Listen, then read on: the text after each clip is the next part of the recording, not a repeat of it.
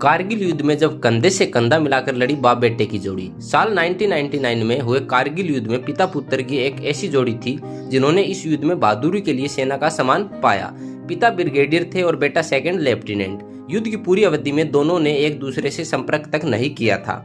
Lieutenant general A.N. ओल शायद इकलौते ऐसे कमांडर होंगे जिन्होंने अपने बेटे कर्नल अमित ओल के साथ कारगिल युद्ध में हिस्सा लिया।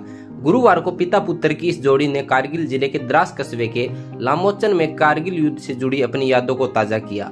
इन्होंने इस मौके पर कारगिल युद्ध के शहीदों को अपनी श्रद्धांजलि भी दी।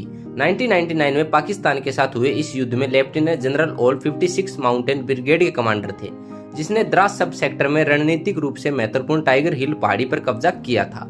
लेफ्टिनेंट जनरल ओल वेस्टर्न कमांड के चीफ ऑफ स्टाफ के पद से रिटायरमेंट हो चुके हैं। लेफ्टिनेंट जनरल ओल उस समय ब्रिगेडियर थे और 56 माउंटेन ब्रिगेड का नेतृत्व कर रहे थे।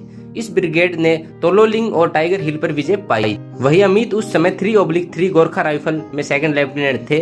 अमित मारपोला एरिया में तैनात थे। अब ओल परिवार पंचकुला में रहता है। इन दोनों को ही सेना में बहादुरी के लिए पदकों से सम्मानित किया गया है। जनरल ओल को उत्तम युद्ध सेवा मेडल और अमित को सेना मेडल दिया गया। अमित ने एक इंटरव्यू में बताया कि मेरे पिता ने मुझे सलाह दी थी कि मैं सारी बातें अपनी माँ को न बताया करूं। उन्होंने कहा था कि तुम एक सैनिक हो जो युद्ध के लिए बने हो। पूरे कारगिल युद्ध के दौरान अमित ने अपने पिता से कोई संपर्क नहीं किया था।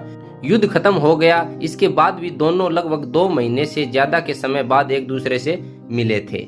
अमित कहते हैं, यहाँ तक कि मैंने अपना लेटर भी अपनी यूनिट को पोस्ट किया था। ऐसे खत परिवार को तब दिए जाते थे जब सैनिक युद्ध में शहीद हो जाए। जब जनरल ओल से पूछा गया कि क्या उन्हें अपने इकलौते बेटे की चिंता नहीं थी, तो उन्होंने कहा, युद्ध में ऐसे विचारों के लिए कोई जगह नहीं है। वह एक सैनिक था और आदेशों का पालन कर रहा था, जो कि हर सैनिक को करना चाहिए। मुझे गर्व है कि उसने बहादुरी से युद्ध लड़ा और इसके लिए उसे पदक भी मिला।